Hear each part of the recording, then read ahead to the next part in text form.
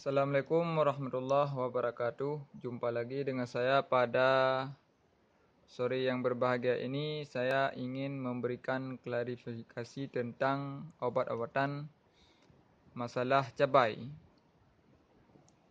Jadi obat yang akan saya gunakan nanti pada cabai CMK akar saya adalah jenis merek dagangnya Power. Kemudian saya menggunakan juga Ahlit. Jadi dua jenis obat ini tujuannya tidak jauh, saling berhubungan dan berkaitan keduanya. Jadi Power ini kegunaannya adalah dengan untuk mengendalikan salah satu penyakit pada cabai adalah trip. Jadi kalau sarangan sudah terkena di bagian cabai kita terkena penyakit trip, jadi salah satu obat yang sangat cocok kita gunakan adalah insektisida berbahan aktif. Jenis merek dagangnya adalah Power. Dia bisa digunakan untuk bawang merah, kemudian cabai, tomat dan kentang dan kubis. Jadi fungsi Power ini adalah untuk mengendalikan penyakit ulat, kemudian kutu kebul. Jadi kutu kebul ini merupakan salah satu juga yang bisa membawakan penyakit trip. Kemudian dia bisa mengendalikan juga hama penyakit trip, salah satu penyakit yang sangat ditakuti oleh petani khususnya cabai. Jadi salah satu obat yang sangat cocok digunakan adalah Power. Nanti akan saya buat video juga setelah saya menggunakan obat ini pada tanaman cabai yang sempat terkena serangan trip. Kemudian ahliat. Jadi kegunaan dan fungsi obat ini adalah bisa memperstabil daun yang sudah berkerut. Jadi kalau kebiasaan cabai yang sudah terkena trip, maka biasanya daun dia agak berkerut. Jadi setelah kita menggunakan ini fungsinya untuk menyembuhkan penyakit trip. Kemudian ini fungsinya juga untuk memperstabil keseragaman dan pertumbuhan pada cabai kita, terutama daun. Jadi nanti biar terlihat bagus.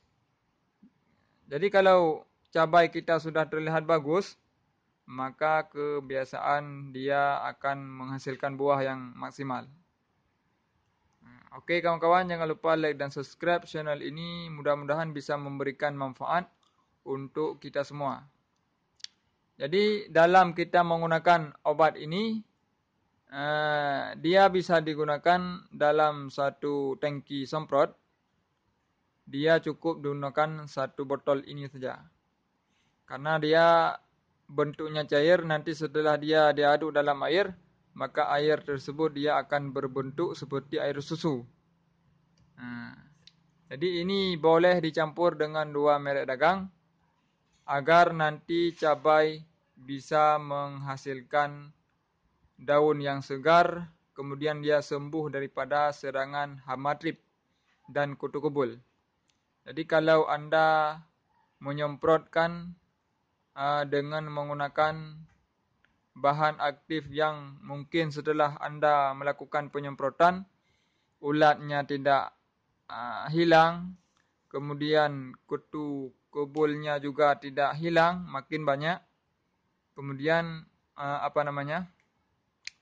trip juga makin bertambah, maka sangat cocok untuk digunakan jenis merek Power dan Ahlit.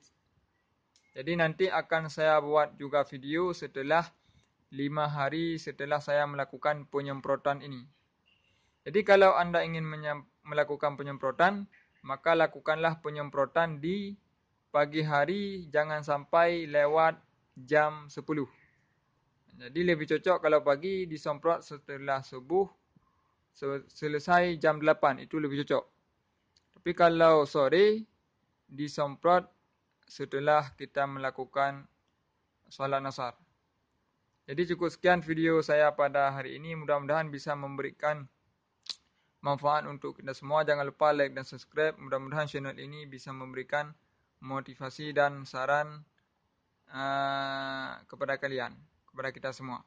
Jadi kalau ada kekurangan, mohon dikoreksi melalui kolom komentar ataupun ada saran dan masukan daripada kalian semua. Jadi cukup sekian. Assalamualaikum warahmatullahi wabarakatuh.